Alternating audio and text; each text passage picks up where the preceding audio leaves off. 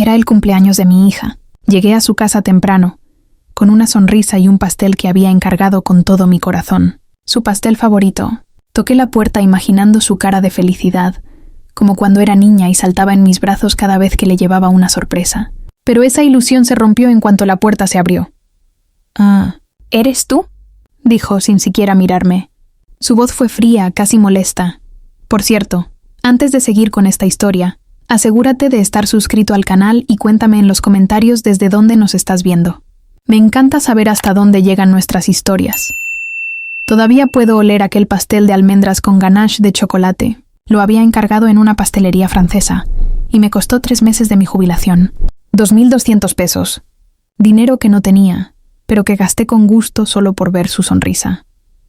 El taxi me dejó frente a su casa, una mansión frente al mar, con piscina infinita y una vista de ensueño. Esa casa también llevaba parte de mi historia.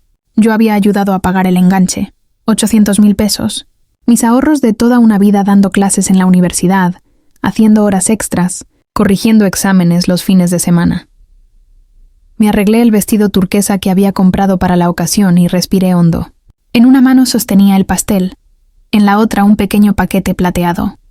Un collar de perlas que había pertenecido a mi madre. 3 generaciones, pensé. 3 mujeres fuertes. Un legado que quería pasar con orgullo. Cuando Elena me abrió la puerta, esperaba un abrazo.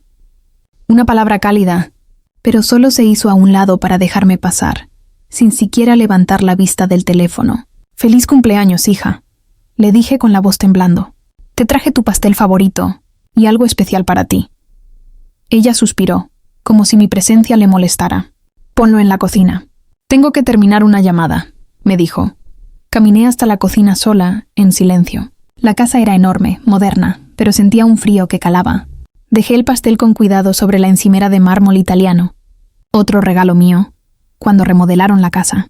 Por la ventana, vi a mis nietos jugando en la piscina con su instructor. Ni siquiera voltearon a verme. Esperé unos minutos, mirando el pastel, sintiéndome una intrusa en el hogar que yo misma ayudé a construir. 15 minutos después, Elena entró, siempre perfecta. Cabello teñido, maquillaje impecable, uñas hechas. Todo eso gracias a la clínica estética que yo misma le había financiado años atrás.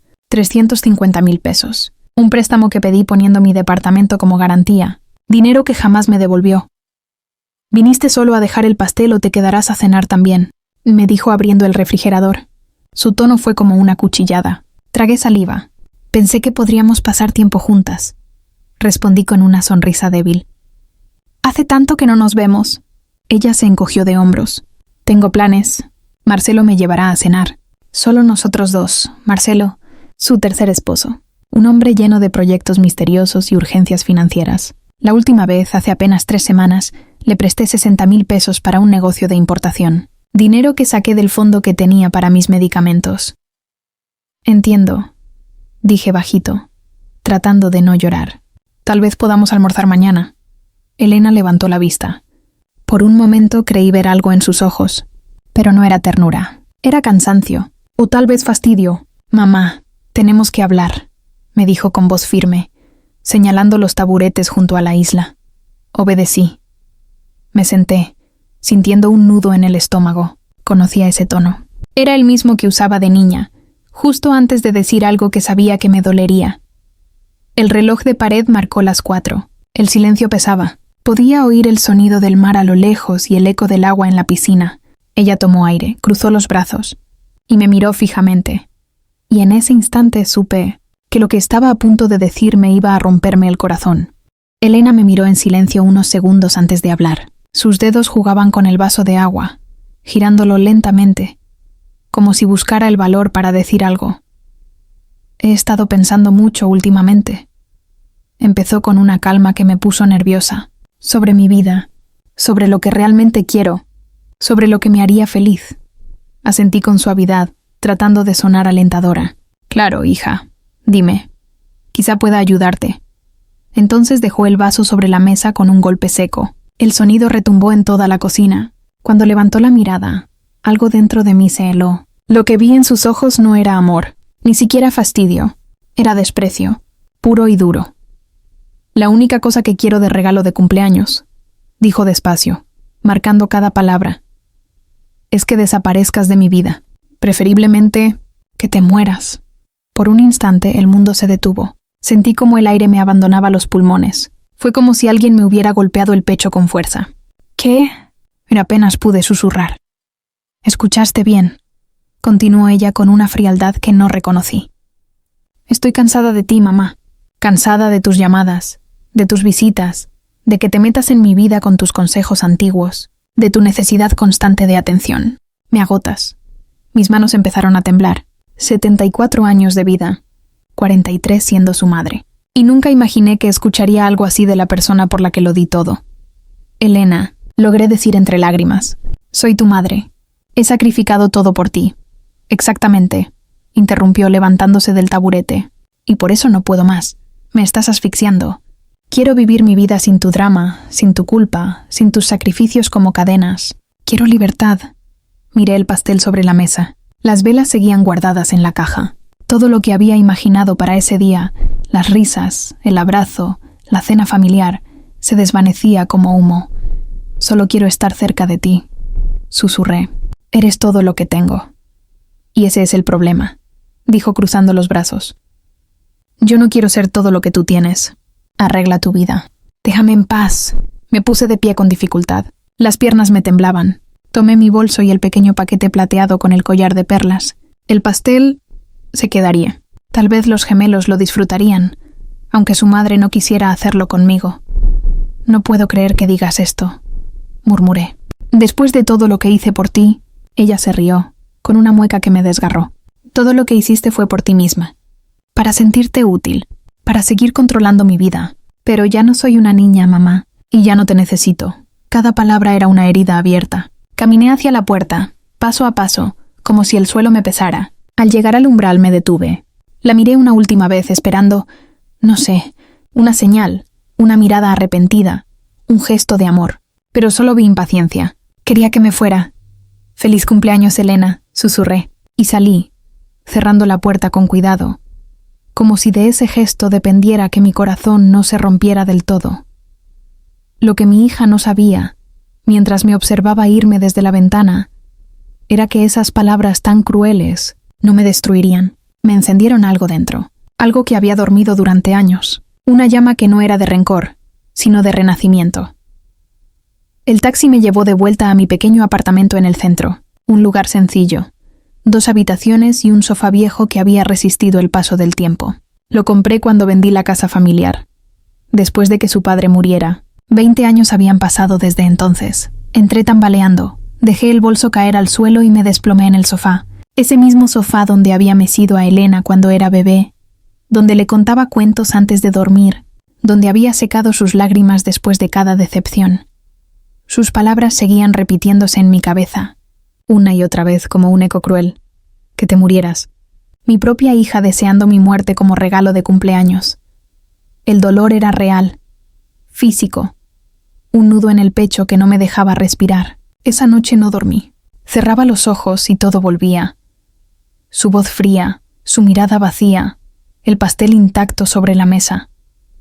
Pasé horas recordando cada sacrificio, cada esfuerzo, cada centavo que invertí en ella. Todo lo que hice con amor, todo lo que entregué sin esperar nada. Y mientras amanecía, con el primer rayo de sol entrando por la ventana, entendí algo. Tal vez ese día no había perdido a mi hija. Tal vez ese día me había encontrado a mí misma. Mientras el sol comenzaba a filtrarse por la ventana, los recuerdos se agolparon uno tras otro. Cada sacrificio, cada esfuerzo, cada decisión tomada en nombre del amor de madre. Recordé cuando Elena tenía apenas 5 años y los médicos nos dieron el diagnóstico que me partió el alma: asma severa.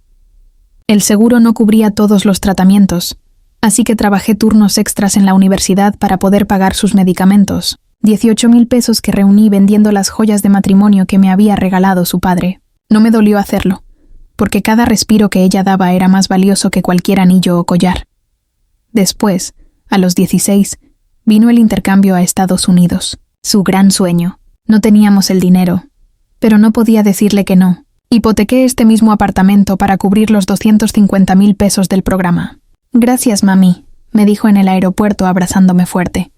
Eres la mejor mamá del mundo. Esas palabras ahora suenan como si hubieran sido dichas por otra persona. En la universidad cambió de carrera 3 veces, de Derecho a Arquitectura y luego a Administración.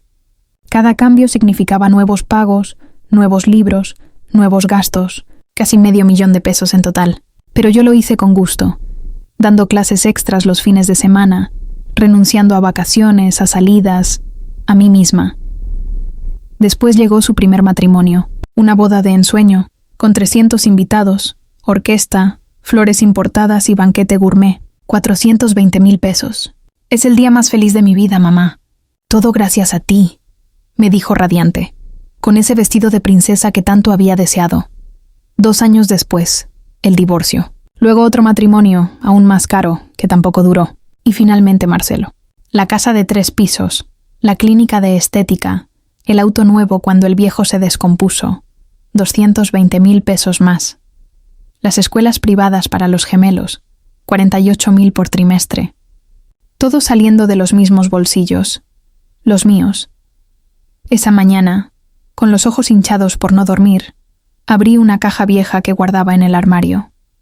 Dentro estaban todos los recibos, las transferencias, los contratos, cada comprobante que había guardado durante años. No por desconfianza, sino por costumbre. Una profesora de matemáticas nunca deja de ser ordenada. Me senté en la mesa de la cocina con una taza de té frío y empecé a sumar. 1 por 1, año por año. Cuando terminé, tuve que leer 2 veces el resultado. Más de 4,800,000 pesos. Casi 5 millones, dedicados enteramente a la felicidad de mi hija y todo eso, ¿para qué? Después de 43 años, me dijera que su mayor deseo era que me muriera. Pero mientras miraba aquellos números, algo cambió dentro de mí. El dolor que me había consumido toda la noche comenzó a transformarse. No era rabia, era claridad, una luz nueva, fría, pero liberadora. Por primera vez en mucho tiempo entendí la verdad. No había dado amor. Lo había entregado sin límites, sin condiciones, a alguien que lo veía como una obligación, no como un lazo. Había sido útil, no amada. Si hubiera invertido esos 5 millones en mí misma, si hubiera viajado, si hubiera estudiado otro idioma, si hubiera cuidado de mi salud, si hubiera comprado una casa frente al mar, o planeado una jubilación tranquila, ¿dónde estaría ahora? Seguramente no en un pequeño apartamento contando centavos para pagar medicinas, ni esperando una llamada que nunca llega de una hija que desea mi ausencia. A las 6 de la mañana tomé una decisión, una pequeña pero enorme. Fui al teléfono y busqué su número, el de Elena, luego el de Marcelo, y después, 1 a 1, todos los números relacionados con ellos, y los bloqueé. Mis manos temblaban, pero al mismo tiempo sentí una paz que no conocía. Era como si, después de décadas, por fin me eligiera a mí. Fue mi primer acto de amor propio en más de 40 años. Luego tomé un baño largo. El agua tibia me devolvió algo de calma. Me puse mi mejor ropa, un conjunto de pantalón y blazer que casi nunca usaba porque no había ocasión. Y me miré al espejo. Por primera vez vi a una mujer distinta, no una víctima, sino alguien que estaba despertando.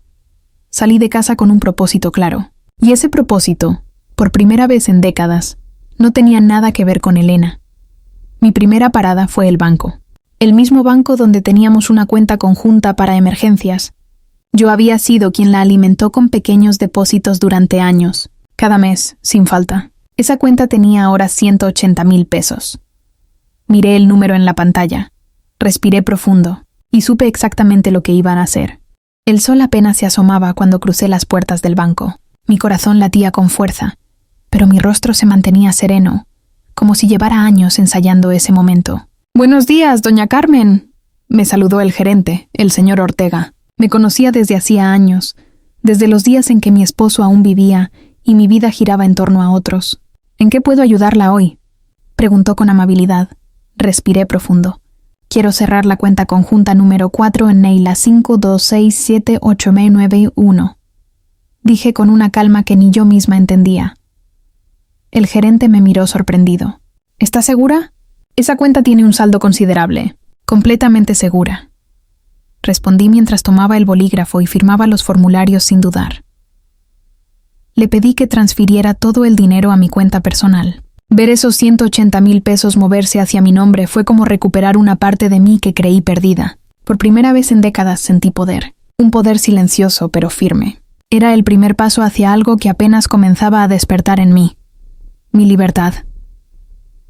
La siguiente parada fue la oficina de financiamiento inmobiliario. Ese era un terreno más delicado. Cuando Elena y Marcelo compraron aquella mansión frente al mar, yo había sido mucho más que una madre orgullosa. Fui el aval del préstamo. Firmé los papeles, puse dinero, confié ciegamente, porque creí en ellos.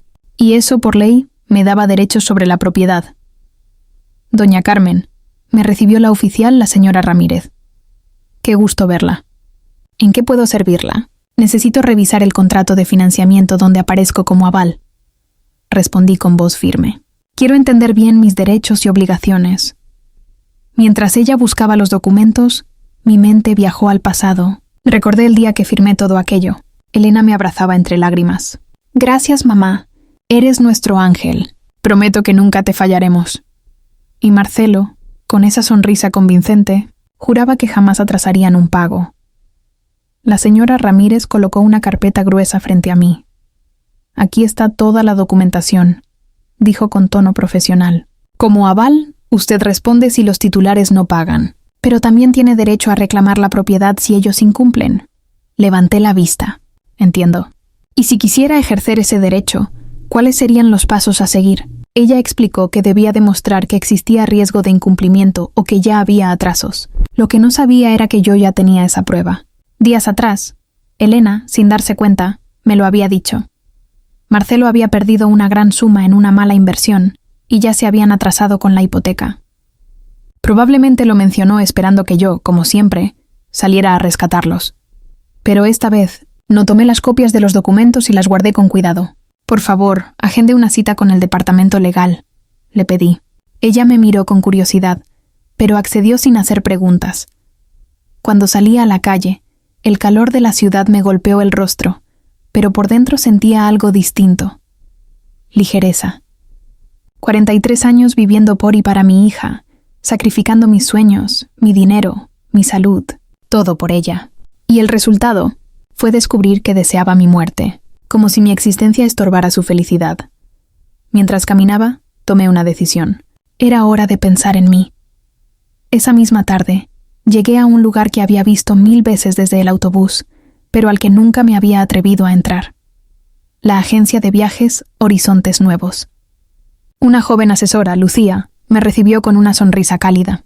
Buenas tardes, señora. ¿Cómo puedo ayudarla? Vi su programa sobre jubilados en el extranjero. Le dije sentándome. Quiero saber cómo una mujer de 74 años puede empezar una nueva vida en España. Lucía me habló de destinos, trámites, programas y ciudades. Yo la escuchaba mientras algo dentro de mí se encendía. Era una mezcla de nervios, emoción y libertad. Los días siguientes fueron una montaña rusa. Por las noches lloraba. Por las mañanas me sentía más fuerte. Era extraño, pero por primera vez en mucho tiempo. Tenía esperanza. Sentía que despertaba de un sueño largo, uno donde vivía solo para complacer a mi hija, y ahora por fin estaba aprendiendo a vivir para mí. Y por primera vez en muchos años, estaba viviendo para mí. Sin culpas, sin miedo, sin ese peso invisible que me ataba al pasado. El martes, mientras tomaba mi café en silencio, el teléfono comenzó a sonar. Era Elena. Dejé que sonara. 1 vez, 2 veces, 5 veces. Cada llamada traía un nuevo mensaje, cada uno más irritado que el anterior. Mamá, necesito hablar contigo. ¿Estás bien? ¿Por qué no contestas? Los gemelos tienen una presentación el jueves. Necesito que los cuides. Mamá, me estoy preocupando. Me reí en silencio. La ironía era cruel. La misma mujer que días atrás había dicho que lo mejor que podía hacer por ella era morirme. Ahora estaba desesperada porque no respondía el teléfono. Pero no era preocupación. Era necesidad. Siempre lo fue. Nunca le interesó cómo estaba, solo qué podía hacer por ella. El miércoles recibí la visita de Dolores, mi vecina y amiga de toda la vida. Una mujer noble, de mirada dulce, que había visto cómo me desgastaba por mi hija durante más de 4 décadas. Carmen, me dijo al verme, te noto distinta. ¿Pasó algo? Le serví café, respiré hondo y le conté todo. Le hablé de aquella tarde de cumpleaños, de las palabras que aún me ardían en el pecho, de lo que había hecho en el banco y en la oficina de préstamos, y del plan que poco a poco empezaba a tomar forma. Dolores escuchó en silencio, con los ojos empañados. Cuando terminé, sus manos temblaban. «Dios mío, Carmen», murmuró. «No puedo creer que Elena te haya dicho algo así. Después de todo lo que hiciste por ella». Asentí con calma. Lo peor no fue lo que dijo, sino cómo lo dijo. Como si fuera algo normal, como si yo fuera un obstáculo que debía desaparecer. «¿Y de verdad te vas a España?», preguntó casi en susurro. «Sí», respondí firme. «Ya compré el boleto. Me voy la próxima semana». Dolores apretó mis manos. «Sabes que tienes todo mi apoyo, ¿verdad?» «Lo sé», dije sonriendo. «Pero necesito pedirte algo más. Algo muy especial». Le expliqué mi plan. Quería que Elena creyera por un tiempo que yo había muerto, que finalmente había desaparecido de su vida, tal como lo deseó. Dolores sería mi aliada. Ella encontraría mi apartamento vacío y entregaría la carta que dejaría sobre la mesa. Dolores me miró en silencio y luego sonrió con complicidad. «Es brillante», susurró. «Esa muchacha necesita una lección. Por fin va a entender lo que significa perderte. ¿Entonces me ayudarás?» «Por supuesto. Es hora de que el mundo deje de pensar que eres débil». Esa noche me senté frente al escritorio y comencé a escribir la carta más importante de mi vida, la carta que cambiaría todo. «Mi querida Elena», escribí, «me pediste, como regalo de cumpleaños, que desapareciera de tu vida, y he decidido concederte tu deseo». Las palabras fluían como si se hubieran estado acumulando dentro de mí durante años. Le conté cómo había vivido solo para ella, cómo cada decisión que tomé, cada peso que ahorré, cada sueño que enterré fue para darle todo lo que nunca tuve. Pero esta vez no escribía con rabia, sino con claridad. No era una carta de odio, era una lección. Quería que entendiera, punto por punto, todo lo que había perdido. Escribí sobre el cambio de mi testamento, la cancelación del seguro médico que yo pagaba, la transferencia de dinero y mi decisión de ejercer mis derechos sobre la hipoteca. Le dejé copia de cada documento, cada firma, cada decisión que sellaba mi nueva vida. Fueron 18 páginas escritas con lágrimas, con fuerza y con la paz de quien finalmente se elige a sí misma.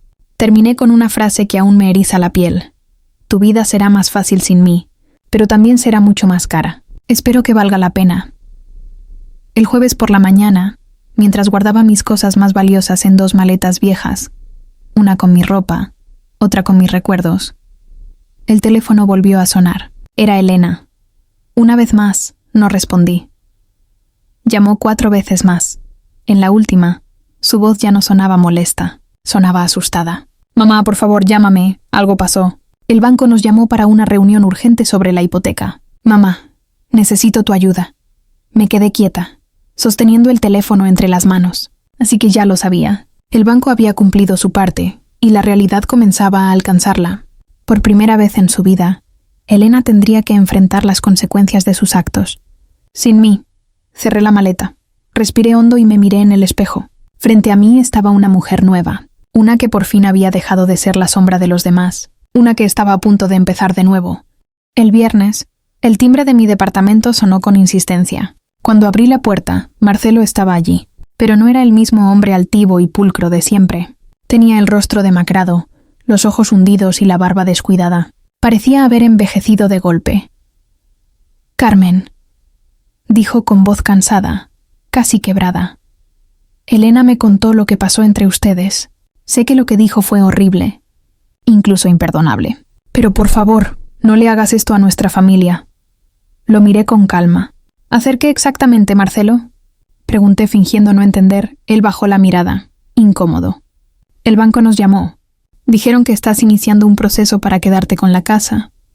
Por los atrasos en la hipoteca. Fue solo un mes, Carmen. Tuve un mal negocio, pero lo resolveré. Te lo prometo». Lo observé en silencio. Era fascinante ver cómo cambiaban las prioridades de la gente. Cuando Elena quiso deshacerse de mí, yo era un estorbo.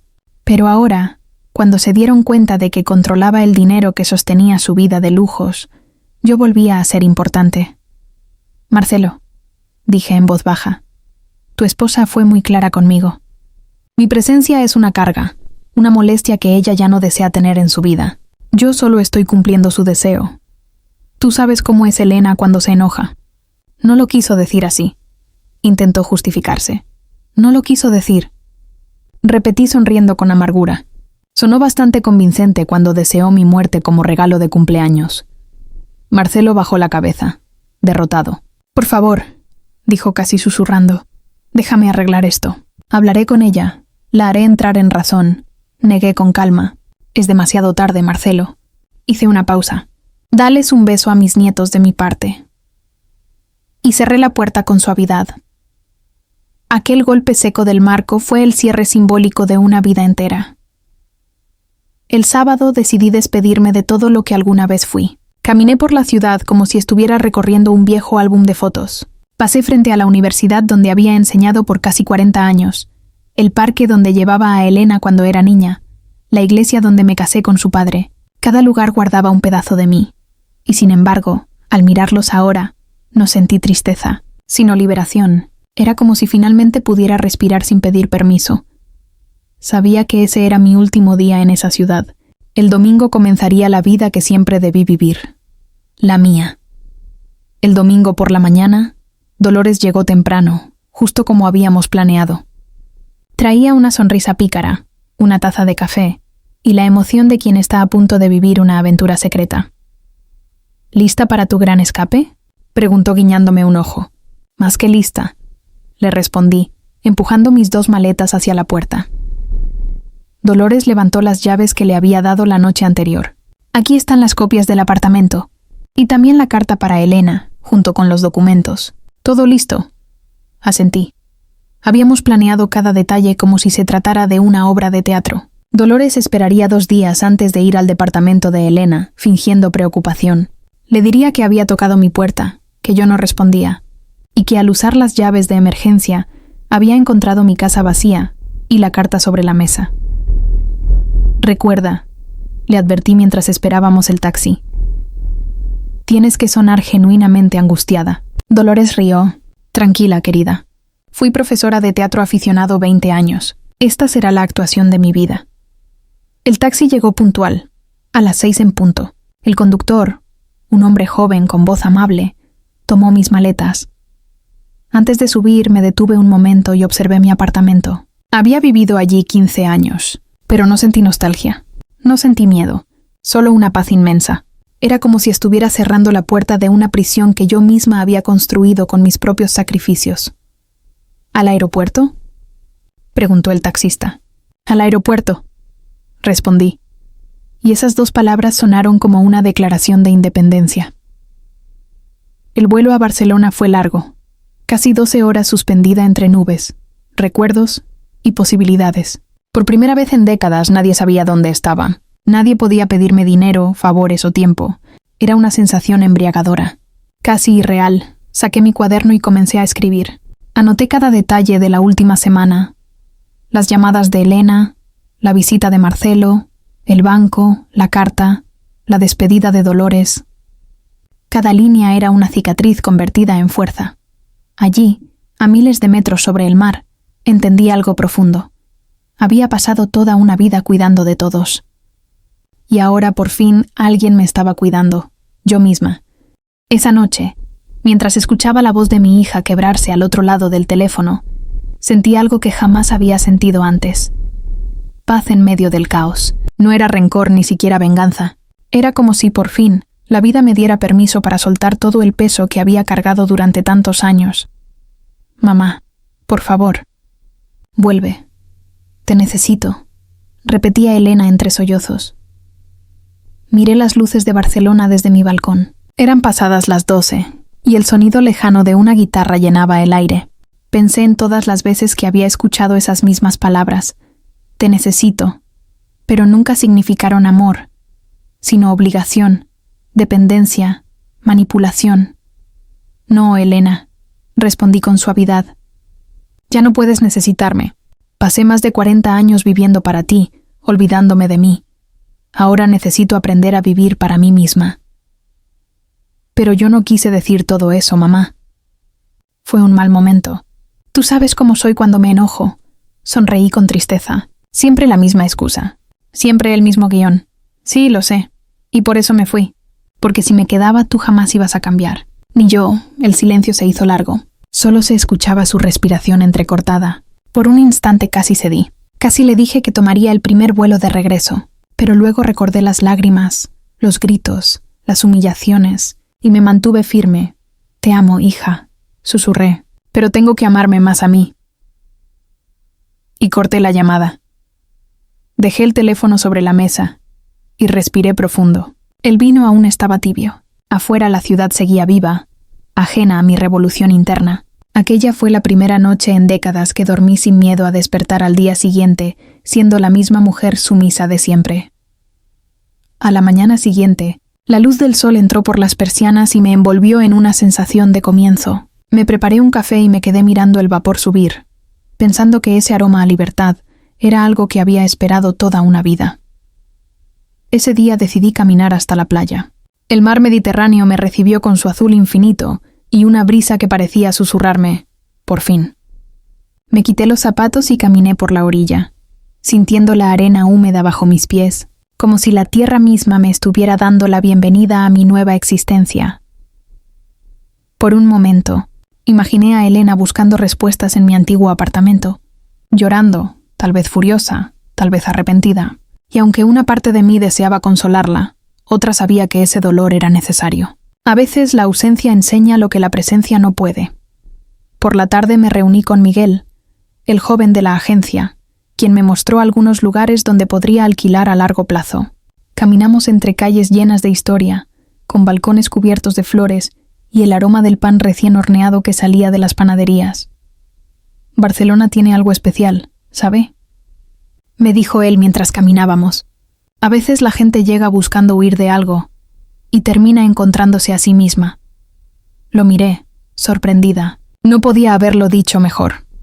Esa noche, al regresar al apartamento, volví a escribir en mi diario. Por primera vez en 43 años, anoté: no me siento la sombra de nadie.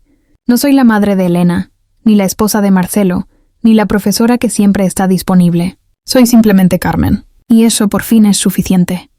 Mientras escribía esas palabras, escuché el sonido de un mensaje en mi celular. Era Elena otra vez. Perdóname, mamá. Solo dime que estás bien. Leí el mensaje varias veces. No respondí. No por crueldad, sino porque entendí que las heridas necesitan silencio, no explicaciones. Apagué el teléfono, abrí la ventana y dejé que el aire fresco de la noche me acariciara el rostro. Por primera vez en mi vida, sentí que el futuro era mío. No tenía idea de lo que me esperaba, pero sí sabía algo. Ya no era la misma mujer que todos daban por sentada. Y con esa certeza, me serví otra copa de vino, miré el cielo estrellado y me prometí a mí misma que jamás volvería a ser invisible. Era fascinante cómo ahora, al otro lado del teléfono, Elena parecía desesperada por mí, como si mi ausencia repentina hubiera hecho que por fin comprendiera que yo no era simplemente un recurso disponible a voluntad. ¿Me necesitas a mí o a mi dinero?, pregunté directamente sin rodeos. Hubo un largo silencio antes de que murmurara, apenas audible: te necesito a ti. Su voz no sonaba convincente, ni un ápice de la sinceridad que yo esperaba tras tantas décadas de entrega. Elena, dije con firmeza, sintiendo el peso de 43 años de sacrificio. Viví para ti. Di todo: mis sueños, mi dinero, mi tiempo, mi salud. Y cuando finalmente necesitaba sentir que me amabas, me dijiste que preferías que estuviera muerta. Lo siento mucho, mamá. Lo siento de verdad. Su llanto atravesaba la línea. Las palabras no son suficientes, Elena, respondí con un nudo en la garganta. El daño ya está hecho. Pero ¿sabes algo? Tal vez fue lo mejor que pudiste decirme. Por fin abriste mis ojos.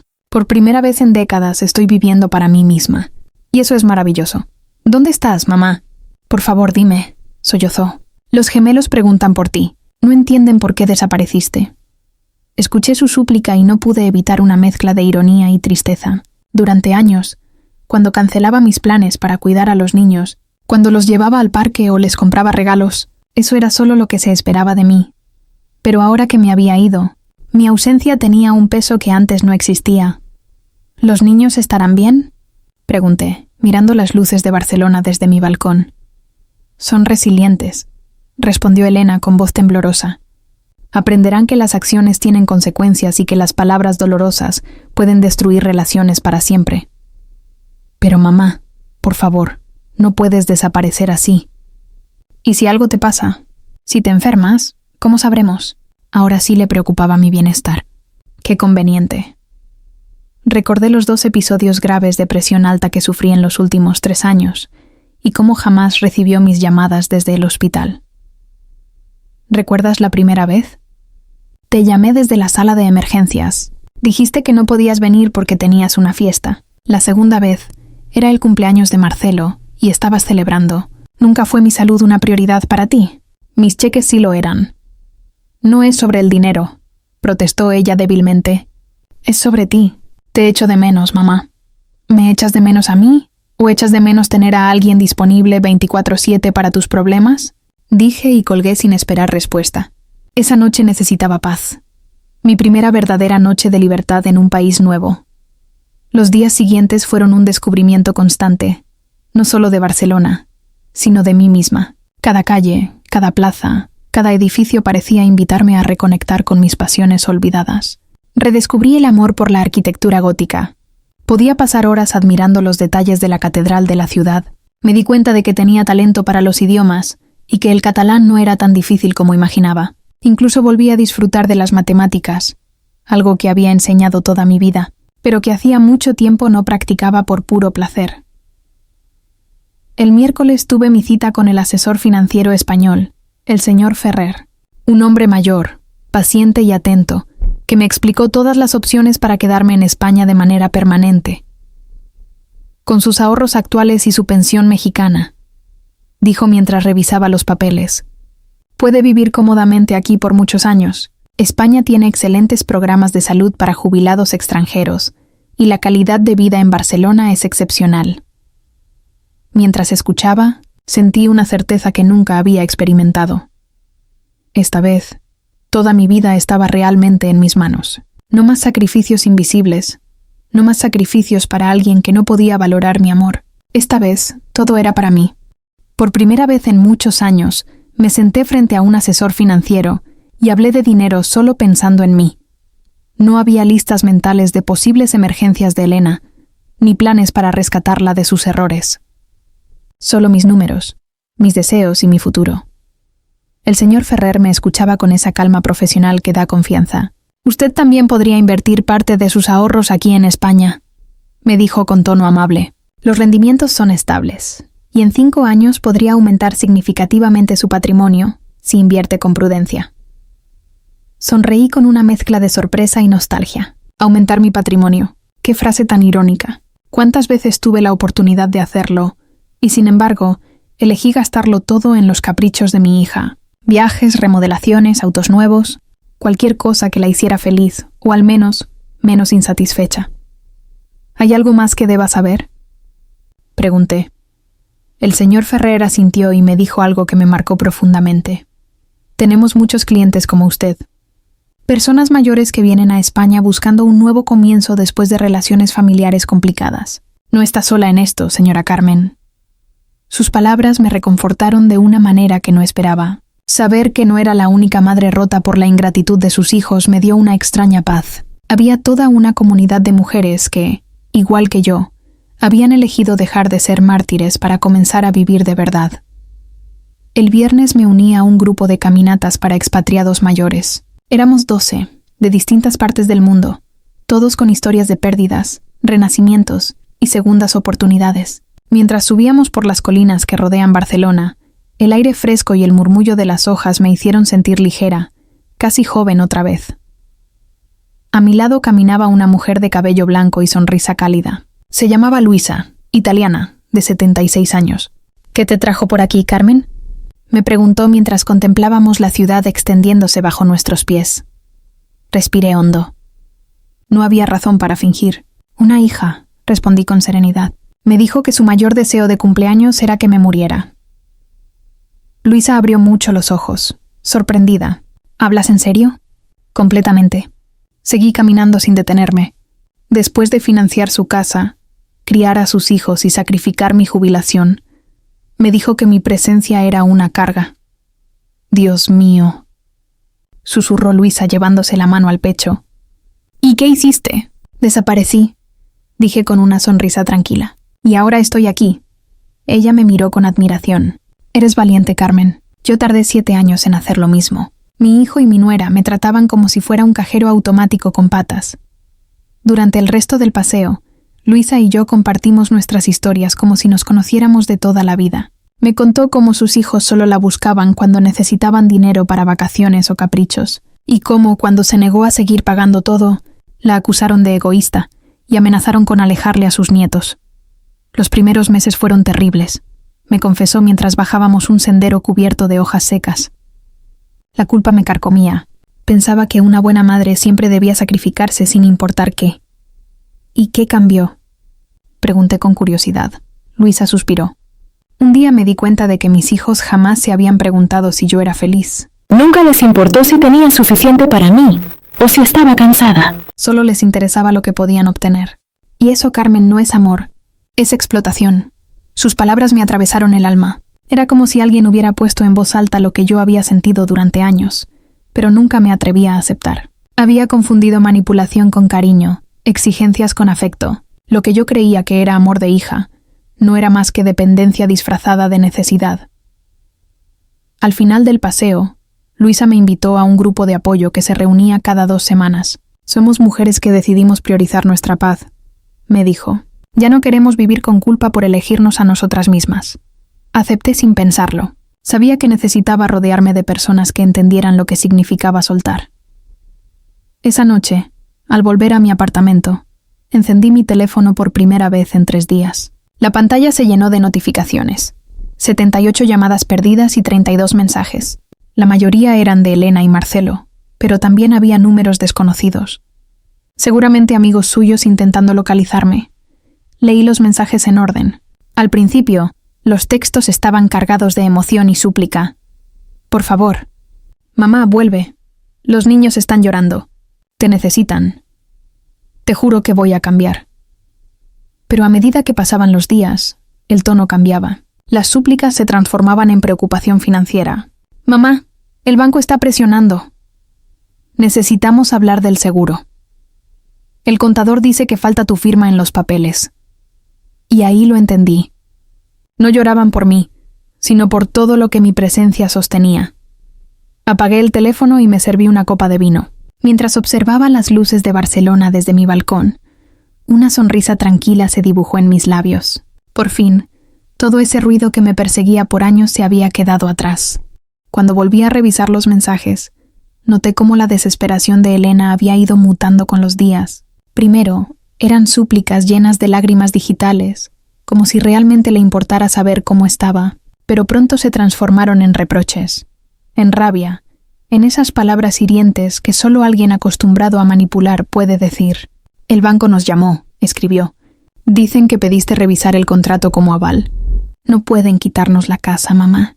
Todo fue un malentendido, ¿entiendes? Suspiré. Un malentendido. Qué palabra tan conveniente para encubrir años de abuso emocional y chantaje. En el 4.º día, los mensajes se volvieron fríos, casi crueles. Esto ya es ridículo, mamá. Estás destruyendo nuestras vidas solo porque estás molesta. Compórtate como una adulta y vuelve de una vez. Y finalmente la desesperación. He llamado a todos los hospitales, a la policía, incluso a tus amigos. Nadie sabe dónde estás. Si te pasa algo será mi culpa. Por favor, solo dime que estás bien. Leí cada palabra con calma, sin derramar una sola lágrima. Lo más fascinante, y triste, era que en ninguno de esos mensajes había una disculpa real. Ni un lo siento por haberte deseado la muerte. Todo giraba en torno a lo que mi ausencia le estaba causando a ella. Su sufrimiento, sus consecuencias, su caos. Nada sobre el mío.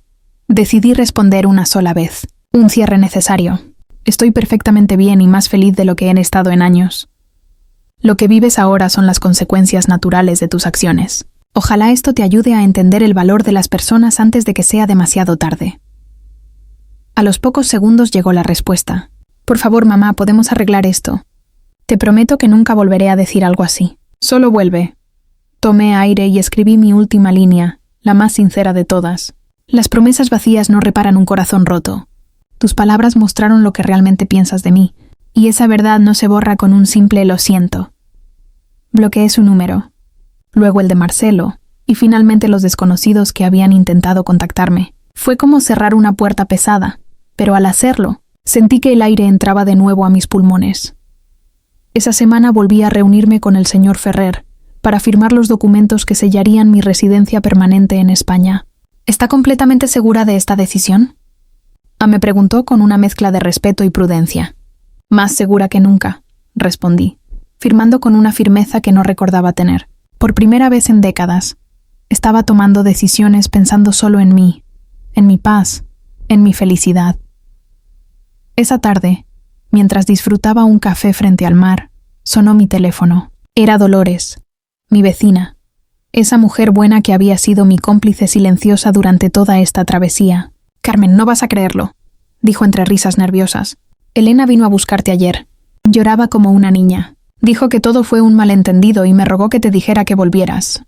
«¿Y qué le dijiste?», pregunté con curiosidad. Le dije la verdad, que lo que te dijo fue imperdonable y que si yo fuera tú, tampoco regresaría jamás. Deberías haber visto su cara cuando entendió que incluso los vecinos sabíamos lo cruel que había sido contigo. Dolores bajó el tono de voz. Mencionó que están pasando por un mal momento. Dijo que sin tu ayuda no pueden pagar la hipoteca, que el banco los presiona, que Marcelo no puede con las deudas. Los niños necesitan útiles para la escuela. Yo solo asentí. Era exactamente lo que imaginaba. No me extrañaba como madre. Me extrañaba como su fuente de dinero. «Dolores», le pedí con voz firme, «si alguna vez pregunta por mí, quiero que digas que estoy muerta para ellos, porque de algún modo lo estoy. La Carmen que vivía para complacer a los demás murió el día de su cumpleaños». Dolores guardó silencio un segundo, y luego dijo con suavidad, «Lo entiendo. ¿Y sabes qué, Carmen? Creo que es la mejor muerte que pudiste elegir». 3 semanas después, mi nueva vida ya tenía forma. Me inscribí en clases de catalán 3 veces por semana, y cada palabra nueva que aprendía me hacía sentir más viva. Los martes y jueves asistía a un curso de acuarela. Mis manos, que antes solo servían para cocinar y limpiar, ahora creaban paisajes llenos de color. Los domingos me reunía con un grupo de lectura para expatriados, donde cada historia que escuchaba me recordaba que nunca era tarde para empezar de nuevo. Y mientras miraba el atardecer reflejándose sobre el Mediterráneo, sentí algo que no había sentido en años: libertad. Por fin entendí que a veces hay que morir un poco para volver a vivir del todo. Por primera vez en décadas, mi agenda estaba repleta de actividades que elegí yo misma. Cada clase de catalán, cada sesión de acuarela, cada encuentro del club de lectura era un acto de libertad y placer. Por fin, mi tiempo y mis decisiones no estaban condicionados por las demandas de Elena o de Marcelo. Pero la transformación más sorprendente no era solo emocional, sino financiera. Sin las continuas solicitudes de dinero, mis ahorros no solo permanecían intactos, sino que crecían. Las inversiones que había hecho con el señor Ferrer ya comenzaban a generar rendimientos sólidos. Por primera vez podía planear mi futuro basándome únicamente en mis necesidades y sueños, sin sentir culpa ni ansiedad por las expectativas de los demás. Ese miércoles de abril, mientras disfrutaba un café matutino en el balcón soleado de mi apartamento, sonó un número internacional que no reconocí. Dudé un instante antes de contestar, pero la curiosidad me ganó. «Señora Carmen Aguirre», dijo una voz femenina con marcado acento mexicano. «Sí, soy yo. ¿Quién habla?» «Mi nombre es Raquel Mendoza. Soy trabajadora social del Departamento de Servicios Familiares en Puerto Vallarta. La llamo porque recibimos una denuncia sobre su bienestar». Un escalofrío recorrió mi espalda. «¿Una denuncia? ¿De qué tipo?», pregunté tratando de mantener la calma. «Su hija, Elena Aguirre, alegó que usted podría sufrir demencia o deterioro cognitivo y que ha tomado decisiones financieras y de vida que la ponen en riesgo. Según ella, usted desapareció repentinamente y estaría viviendo en condiciones precarias en el extranjero, posiblemente bajo la influencia de terceros». No podía creer lo que escuchaba. Elena había cruzado un límite invisible. Primero deseó mi muerte. Ahora buscaba desacreditar mi lucidez para recuperar el control sobre mi dinero y mi vida.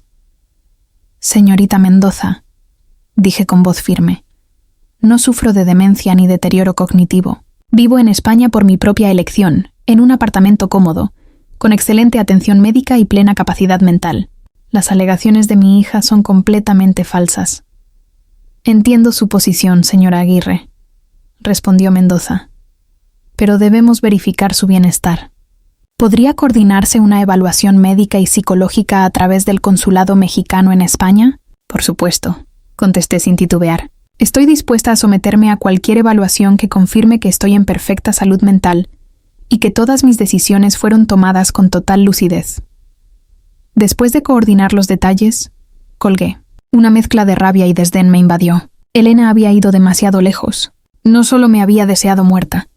Ahora pretendía arruinar mi reputación y mi credibilidad, con tal de recuperar lo que ya no podía controlar. Inmediatamente llamé a mi abogado en México, el señor Vargas, quien había manejado todos mis trámites legales antes de mi partida. «Carmen, qué gusto escucharte», dijo con preocupación. «Me imagino que tuviste una semana intensa con tu hija. Acabo de hablar con los servicios sociales. Elena me está acusando de demencia», le conté. Vargas suspiró. «No solo eso. También contrató a otro abogado para impugnar todos los cambios legales que hiciste antes de salir. Está alegando que no estabas en tu sano juicio cuando firmaste los documentos. ¿Puede hacer eso?», pregunté indignada. «Puede intentarlo, pero no tiene fundamento legal sólido. Tenemos grabaciones de tus conversaciones donde demuestras plena lucidez, y el hecho de que planearas tu partida y estés viviendo de manera independiente en España lo demuestra». «¿Qué más ha hecho?», indagué. «Intentó acceder a tus cuentas bancarias bajo el pretexto de preocuparse por ti, y también buscó bloquear el proceso de reclamación de la casa. Pero todo está legalmente respaldado, y ella misma firmó documentos reconociendo sus problemas financieros. No tiene argumentos válidos». Era impresionante y perturbador hasta dónde estaba dispuesta a llegar Elena para recuperar los beneficios que había perdido. «Señor Vargas», dije con decisión, «quiero que prepare una demanda por difamación contra mi hija. Las falsas alegaciones sobre mi salud mental pueden afectar mi reputación y mis derechos legales». «Será un placer», respondió él con satisfacción.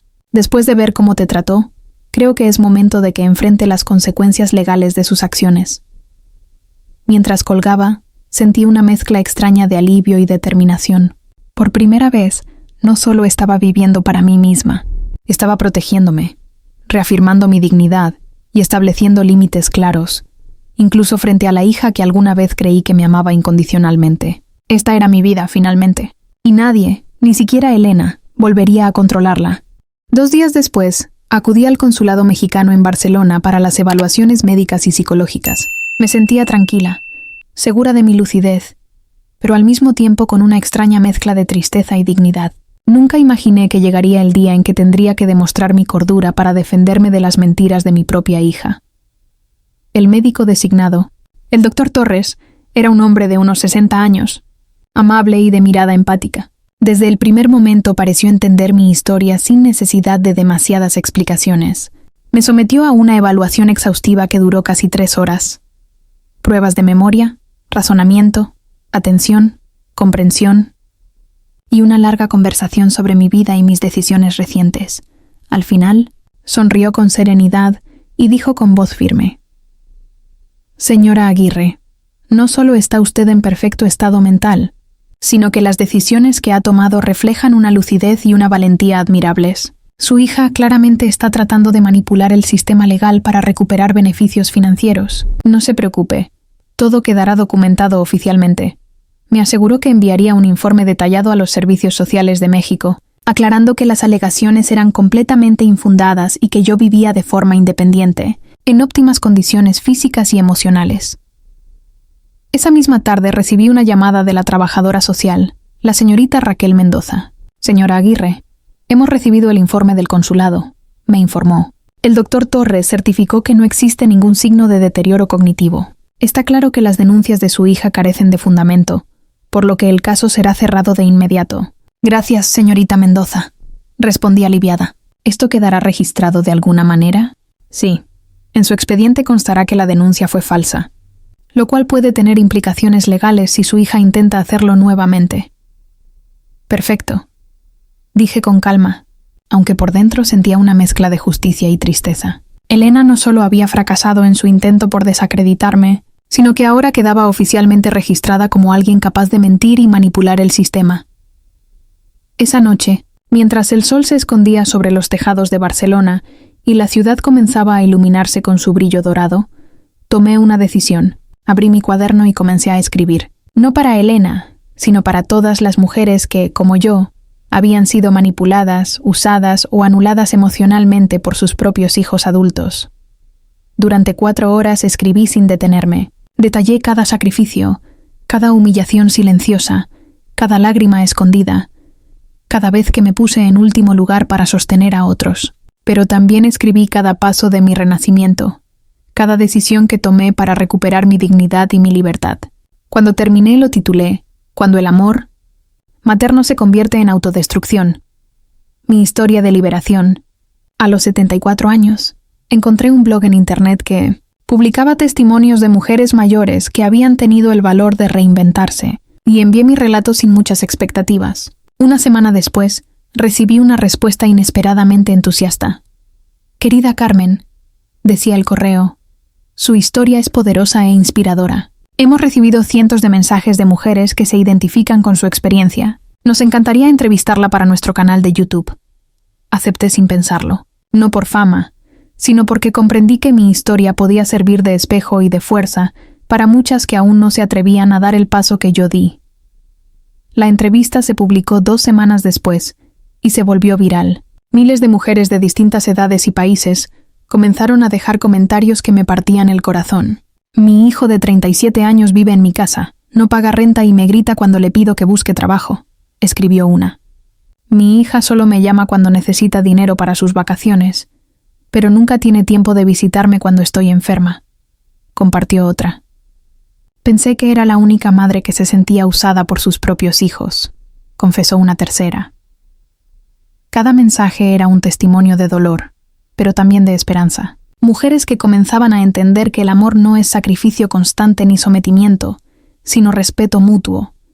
Sin embargo, lo más inesperado ocurrió una semana después de la publicación. Abrí mi bandeja de entrada y vi un correo con un nombre que conocía demasiado bien. «Marcelo». «Carmen», comenzaba el mensaje. «Vi tu entrevista en YouTube.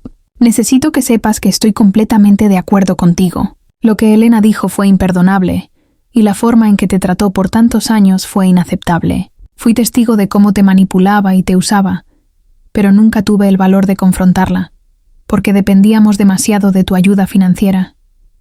Quiero que sepas que los gemelos te extrañan. No entienden por qué ya no los visitas. Elena les dijo que estás enferma y que no puedes venir, pero yo creo que merecen saber la verdad cuando sean mayores. Sé que probablemente es demasiado tarde para disculpas, pero al menos quiero que sepas que alguien en esta familia reconoce cuánto te sacrificaste por nosotros. Espero que seas feliz en tu nueva vida». Leí aquel correo 3 veces. Sentí una punzada en el pecho, una mezcla de ternura, dolor y alivio. Había esperado tanto tiempo escuchar esas palabras, aunque no venían de quien más las necesitaba decir. Respiré hondo. Miré por la ventana el atardecer sobre el Mediterráneo y pensé en cada una de mis nuevas amigas, en mi libertad recién conquistada y en la paz que por fin me acompañaba. Tomé el teclado y comencé a escribir mi respuesta. Mientras saboreaba el último bocado de cava, observando cómo el sol se escondía detrás de los edificios históricos de la Plaza Real, no pude evitar hacer un repaso mental de los últimos 6 meses. Había recorrido un camino que jamás imaginé recorrer a esta edad. Desde la decisión de irme de México, hasta la libertad absoluta que ahora disfrutaba, pasando por la dolorosa verdad de cómo mi familia realmente me valoraba. Cada lágrima, cada sacrificio, cada momento de desdén había servido como impulso para esta nueva vida. No sentía rencor, ni un deseo de venganza, más bien una profunda paz. Había comprendido algo esencial. La justicia no siempre tiene que ser violenta ni vengativa. A veces se manifiesta en la calma firme de quien decide no volver a permitir que lo manipulen. Mientras levantaba la copa para brindar, recordé cada pequeño detalle que había ido construyendo mi nueva existencia. Mis clases de catalán, mis tardes de pintura, los paseos por las calles estrechas del barrio gótico, las charlas con mis nuevas amigas expatriadas y la sensación de que finalmente tenía derecho a decidir mi propio destino. La ciudad entera parecía reflejar esa libertad recién descubierta. Los balcones floridos, el sonido de las campanas de la catedral, las risas de los niños jugando en las plazas. Todo era mío para vivir y disfrutar. El hecho de recuperar mis inversiones en México y el valor neto de mi apartamento vendido no era solo un logro financiero, era un símbolo. Representaba años de sacrificios que finalmente rendían fruto, pero esta vez para mi bienestar, para mi dignidad.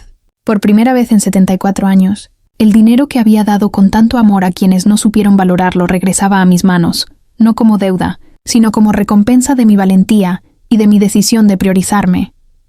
Cerré los ojos un momento y respiré profundamente. Recordé el miedo inicial cuando Elena había querido hacerme parecer débil, vulnerable o enferma, y cómo cada intento de manipulación había sido superado con claridad y firmeza. La satisfacción que sentía no provenía de ver a mi hija enfrentarse a consecuencias, sino de saber que yo había tomado el control absoluto de mi vida. Ese día, mientras caminaba de regreso al apartamento, pensé en todas las mujeres que me habían escrito después de mi entrevista viral. Mujeres que se sentían atrapadas, usadas y subvaloradas. Su dolor me conmovía, pero también me inspiraba. Comprendí que mi historia no solo era mía, se había convertido en un faro de esperanza para quienes temían romper con patrones familiares destructivos. Al abrir la puerta de mi apartamento, miré mi reflejo en el espejo del recibidor y sonreí. La mujer que se veía allí era la misma que había enfrentado años de exigencias y desprecios, pero también era alguien nueva, libre, respetada y dueña de su destino. La Carmen que había desaparecido de la vida de Elena estaba muerta. Sí, pero la Carmen que vivía en este momento era fuerte, sabia y valiente. Mientras me acomodaba en mi sillón favorito con una copa de vino, pensé en el futuro. Tenía proyectos, pasiones y sueños que había dejado dormidos por demasiado tiempo. Podía viajar, aprender, enseñar, crear. Y lo más importante, podía amarme a mí misma sin culpa ni límites impuestos por otros. Esa noche, bajo el cielo estrellado de Barcelona, levanté mi copa una vez más, no para brindar por el pasado, sino por todo lo que vendría, por la libertad que elegí, por la paz que conquisté y por la certeza de que, a los 74 años, aún podía comenzar de nuevo y ser verdaderamente feliz. Era mi vida, finalmente, y era completamente mía. Había comenzado este viaje siendo una madre destrozada, vacía, cargando con las cicatrices invisibles de las palabras de una hija que me había convertido en su blanco de desprecio. Pero hoy era otra mujer, una mujer completa, libre, con mi mente en calma, mi corazón en paz y mis finanzas en orden. Lo que un día fue mi mayor tristeza se había transformado en mi mayor renacimiento. Una mañana, mientras tomaba café junto a la ventana, con el sol iluminando mi escritorio lleno de notas, sentí que ya no podía seguir guardando esta historia solo para mí. Había tantas mujeres como yo, mujeres que se habían sacrificado toda una vida por hijos que no sabían amar sin exigir. Así que tomé una decisión que llevaba semanas rondándome la cabeza: escribir un libro. No quería solo contar mi historia. Quería crear una guía, un faro, una voz para todas aquellas que aún no sabían cómo romper el ciclo. Busqué en internet una editorial que trabajara con temas de autoayuda y encontré una en Madrid. Les envié un resumen, sin muchas expectativas. Sin embargo, al día siguiente recibí una llamada de una mujer llamada Montserrat. Su tono era cálido, directo, profesional. «Carmen», me dijo durante nuestra primera reunión por videollamada, «su historia no es solo importante, es necesaria. El abuso emocional por parte de hijos adultos es una realidad silenciosa que destruye miles de vidas, y casi nadie se atreve a hablar de ello. Su testimonio puede abrir los ojos de millones». Sus palabras me estremecieron. Así comenzó el proyecto que cambiaría mi vida una vez más. Pasé 3 meses escribiendo sin descanso. Reviví recuerdos que dolían, pero también momentos de fuerza que ni yo misma sabía que poseía. Llamé al libro Cuando el amor lastima, liberarse del abuso emocional familiar después de los 70. No era solo mi historia, era una guía práctica. Escribí sobre cómo detectar la manipulación disfrazada de amor, cómo aprender a poner límites sin culpa, y cómo reencontrarse con una misma después de años de vivir para los demás. 8 meses después, el libro salió al mundo. No podía imaginar lo que estaba por venir. Se convirtió en un éxito rotundo. Empezaron a llegar mensajes de España, Argentina, Chile, México, Portugal. Mujeres de todas las edades me escribían. Leí tu libro y por primera vez me atreví a decirle a mi hijo que no podía seguir viviendo en mi casa sin trabajar, escribió Marta, desde Chile. Gracias a ti entendí que amar no significa dejar de existir por los demás, me escribió Teresa, desde Portugal. Después de leer tu historia, vendí la casa enorme donde me sentía prisionera y me mudé a un pequeño apartamento donde respiro paz. Contó Sofía, desde Argentina. Cada carta era una historia de liberación, pero hubo una que me tocó el alma. Llegó un año después, escrita por una joven madre llamada Paula.